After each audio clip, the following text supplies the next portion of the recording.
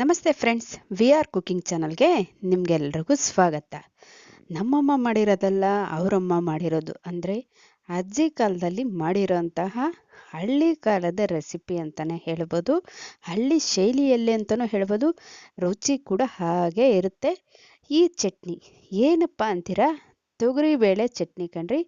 ತುಂಬ ಸೂಪರಾಗಿರುತ್ತೆ. ಚಳಿಗಂತೂ ಬಾಯಂತೂ ಕಮ್ಮಗಾಗುತ್ತೆ. ಒಂದು ಹದ ಬರೋದ್ರಲ್ಲಿ ಎರಡು ಮಾತಿಲ್ಲ ಅಂತ ಹೇಳ್ಬೋದು. ಸೂಪರಾಗಿರೋ ಚಟ್ನಿ, ಎಲ್ಲದಕ್ಕೂ ಕಾಂಬಿನೇಷನ್ ಆಗಿರುತ್ತೆ. ಇದನ್ನು ಯಾವ ರೀತಿ ಮಾಡೋದು ಅಂತ ನೋಡೋಣವಾ? ಬನ್ನಿ. ಮೊದಲಿಗೆ ಅರ್ಧ ಕಪ್ಪಷ್ಟು ತೊಗರಿಬೇಳೆ ತಗೊಂಡಿದ್ದೀನಿ. 100 ಗ್ರಾಮ್ ತೊಗರಿಬೇಳೆ. ಇಲ್ಲಿ ಕಪ್ಪಳತೆ ಮಿಸ್ ಆಗಿದೆ, ಸಾರಿ. ದಯವಿಟ್ಟು ನಮ್ಮ ವಿ ಆರ್ ಕುಕಿಂಗ್ ಚಾನಲ್ಗೆ ಸಬ್ಸ್ಕ್ರೈಬ್ ಆಗಿ, ವಿಡಿಯೋಗೊಂದು ಲೈಕ್ ಕೊಡಿ, ಹಾಗೆ ಕೊನೆಯವರೆಗೂ ನೋಡಿ. ಇಷ್ಟ ಆದರೆ ಫ್ಯಾಮಿಲಿ ಫ್ರೆಂಡ್ಸ್ಗೆ ಶೇರ್ ಮಾಡಿ. ಹಾಗೆ ನೋಡಿ, ಫ್ರೈ ಮಾಡುತ್ತಾ ಸ್ವಲ್ಪ ಫ್ರೈ ಆದಮೇಲೆ 1 ಟೀ ಸ್ಪೂನಷ್ಟು ಎಣ್ಣೆ ಸೇರಿಸ್ಕೊಂಡು ಫ್ರೈ ಮಾಡ್ಕೋಬೇಕಾಗತ್ತೆ. ಫಸ್ಟೇ ಎಣ್ಣೆ ಸೇರಿಸಿದ್ರೆ ಅದು ಹಸಿ ಹಸಿಯಾಗಿ ಹಾಗೇ ಇರುತ್ತೆ. ಆ ಕಾರಣಕ್ಕಾಗಿ ಸ್ವಲ್ಪ ಅದು ಬೇಳೆ ಬಿಸಿ ಬಂದಮೇಲೆ ಎಣ್ಣೆ ಸೇರಿಸೋದ್ರಿಂದ ಚೆನ್ನಾಗಿ ಫ್ರೈ ಆಗುತ್ತೆ. ಆ ಕಾರಣಕ್ಕಾಗಿ ಈ ಥರ ಸೇರಿಸ್ತಾ ಇದ್ದೀನಿ. ದಯವಿಟ್ಟು ಕೊನೆಯವರೆಗೂ ನೋಡಿ. ಈ ಪ್ರೊಸೀಜರ್ನ ಕೊನೆಯವರೆಗೂ ನೀವು ನೋಡಿದ್ರೇ ಚಟ್ನಿ ಅನ್ನೋದು ಹದವಾಗಿ ಮಾಡೋಕ್ಕಾಗೋದು. ಬರೀ ಉರಿಯೋದೇ ಅಲ್ವಾ, ಚಟ್ನಿ ಮಿಕ್ಸಿಗೆ ಹಾಕಿ ರುಬ್ಬೋದೇ ಅಲ್ಲ ಅಂದ್ಕೊಂಡ್ರೆ ಚಟ್ನಿ ಅಂತೂ ಚೆನ್ನಾಗಿರಲ್ಲ, ಅದಂತೂ ಗ್ಯಾರಂಟಿ. ನೋಡ್ತಾ ಇದ್ದೀರಲ್ವಾ ಎಷ್ಟು ಮಾತ್ರ ಉರಿತಾ ಇದ್ದೀನಿ ಅಂತ. ಇಷ್ಟು ಮಾತ್ರ ಹುರ್ಕೊಂಡಿದ್ದಾದಮೇಲೆ ಒಂದು 7ರಿಂದ 8 ಬೆಳ್ಳುಳ್ಳಿ ಹೆಸಲು, ಹಾಗೆ 7ರಿಂದ 8 ಒಣಗಿದ ಮೆಣಸಿನ್ಕಾಯಿ, ಹಾಗೆ 1 ಕಡ್ಡಿಯಷ್ಟು ಹಸಿ ಕರಿಬೇವಿನ ಸೊಪ್ಪು ಸೇರಿಸ್ಕೊಂಡು ಫ್ರೈ ಮಾಡ್ಕೋಬೇಕಾಗತ್ತೆ. ಇದಕ್ಕೆ ಸ್ವಲ್ಪ ಖಾರ ಸ್ವಲ್ಪ ಇದ್ರೇ ರೀ ಚೆನ್ನಾಗಿರೋದು. ಇಲ್ಲ ಅಂದರೆ ಸಪ್ಪೆ ಸಪ್ಪೆ ಅನಿಸುತ್ತೆ, ರುಚಿ ಅಂತೂ ಬರಲ್ಲ, ಹದನೂ ಸರಿ ಹೋಗಲ್ಲ. ಆ ಕಾರಣಕ್ಕಾಗಿ 7ರಿಂದ 8 ಒಣಗಿದ ಮೆಣಸಿನ್ಕಾಯಿ ಸೇರಿಸ್ಕೊತಾ ಇದ್ದೀನಿ. ಈ ರೀತಿ ಸೇರಿಸ್ಕೊಂಡಿದ್ದಾದ್ಮೇಲೆ ಇಷ್ಟು ಮಾತ್ರ ಹುರ್ಕೋಬೇಕಾಗತ್ತೆ. ನೋಡ್ತಾ ಇದ್ದೀರಲ್ವ, ಇಷ್ಟು ಮಾತ್ರ ಹುರ್ಕೊಂಡ್ರೆ ಸಾಕಾಗುತ್ತೆ. ಅದು ಸ್ವಲ್ಪ ಡ್ರೈ ಆಗಬೇಕು, ಕರ್ಬೇವಿನ ಸೊಪ್ಪು ಒಣಗಿದ ಮೆಣಸಿನ್ಕಾಯಿ. ಅಷ್ಟು ಮಾತ್ರ ಆದಮೇಲೆ ಫ್ಲೇಮ್ ಆಫ್ ಮಾಡಿಕೊಂಡ್ರೆ ಆಯ್ತು ಕೊಂಡ್ರಿ. ನೋಡ್ತಾ ಇದ್ದೀರಲ್ವ, ಇಷ್ಟು ಮಾತ್ರ ಆದರೆ ಸಾಕು. ಇಷ್ಟು ಮಾತ್ರ ಆದಮೇಲೆ ಫ್ಲೇಮ್ ಆಫ್ ಮಾಡ್ಕೊಳ್ಳಿ. ಹಾಗೆ ನೋಡಿ, ಈ ಥರ ಟೆಕ್ಸ್ಚರ್ ಇದ್ದರೆ ಸಾಕಾಗುತ್ತೆ. ನೋಡಿ, ಹುರಿದಿರೋ ಅಂಥ ತೊಗರಿಬೇಳೆ ನೋಡ್ತಾ ಇದ್ದೀರಲ್ವ, ಇಷ್ಟಾದರೆ ಸಾಕಾಗುತ್ತೆ. ಹಾಗೆ ಈ ತೊಗರಿಬೇಳೆ ಒಣಮೆಣಸಿನ್ಕಾಯಿ ಎಲ್ಲ ಹುರಿದಿದ್ದಾದ್ಮೇಲೆ ಅದೇ ಬಾಣಲೆಯಲ್ಲಿ ಬಿಟ್ಟರೆ ಸೀದೋಗೋ ಚಾನ್ಸಸ್ ಇರುತ್ತೆ. ಆ ಕಾರಣಕ್ಕಾಗಿ ಒಂದು ಪ್ಲೇಟ್ಗೆ ಶಿಫ್ಟ್ ಮಾಡಿಕೊಂಡು ತಣ್ಣಗಾಗೋಕ್ಕೆ ಬಿಡಬೇಕಾಗತ್ತೆ.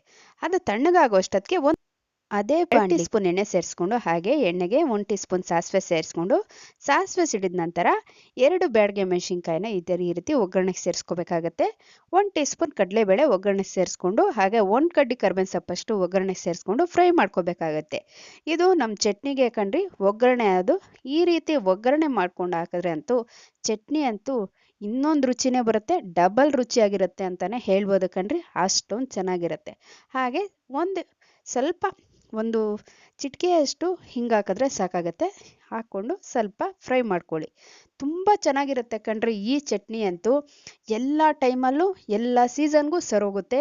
ಹಾಗೆ ನೀವು ಜರ್ನಿ ಮಾಡೋ ಕೂಡ ಎತ್ಕೊಂಡು ಹೋಗೋಕ್ಕೆ ತುಂಬಾ ಚೆನ್ನಾಗಿರುತ್ತೆ, ತುಂಬ ರುಚಿಯಾಗಿರುತ್ತೆ ಕಣ್ರಿ. ಇಷ್ಟು ಫ್ರೈ ಆದಮೇಲೆ ಅರ್ಧ ಟೀ ಸ್ಪೂನಷ್ಟು ಜೀರಿಗೆ ಸೇರಿಸ್ಕೊಂಡು ಫ್ರೈ ಮಾಡಿಕೊಂಡ್ರೆ ನಮ್ಮ ಒಗ್ಗರಣೆ ರೆಡಿ ಆಗುತ್ತೆ ಕಣ್ರಿ. ಹಾಗೆ ನಾವು ತಣ್ಣಗಾಗಕ್ಕೆ ಬಿಟ್ಟಿದ್ರಲ್ಲ ತೊಗರಿಬೇಳೆನ, ಅದನ್ನು ಆ ಮಿಶ್ರಣನ ಹುರಿದಿರೋ ಅಂಥ ಮಿಶ್ರಣನ ಜಾರಿಗೆ ಸೇರಿಸ್ಕೊಬೇಕಾಗತ್ತೆ ಕಣ್ರಿ. ಹಾಗೆ ಒಂದು 1/4 ಕಪ್ಪಷ್ಟು ಹಸಿ ತೆಂಗಿನಕಾಯಿ ಸೇರಿಸ್ಕೋಬೇಕಾಗುತ್ತೆ.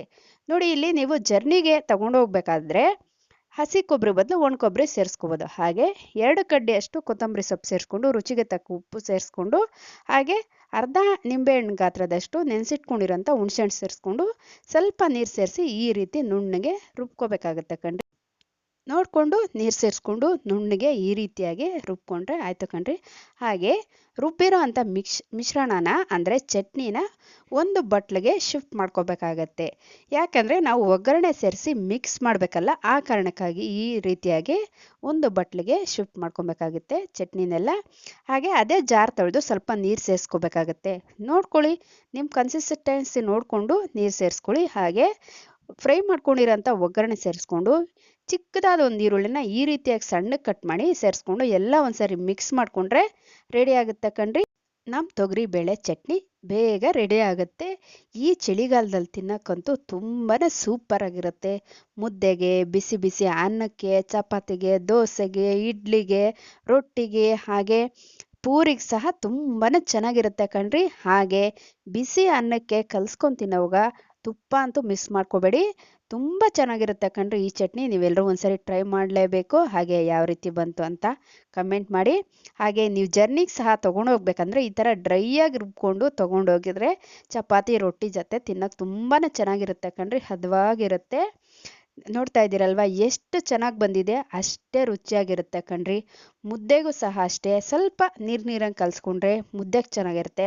ಹಾಗೆ ಗಟ್ಟಿಯಾಗಿದ್ದರೆ ಅನ್ನಕ್ಕೆ ಚೆನ್ನಾಗಿರುತ್ತೆ.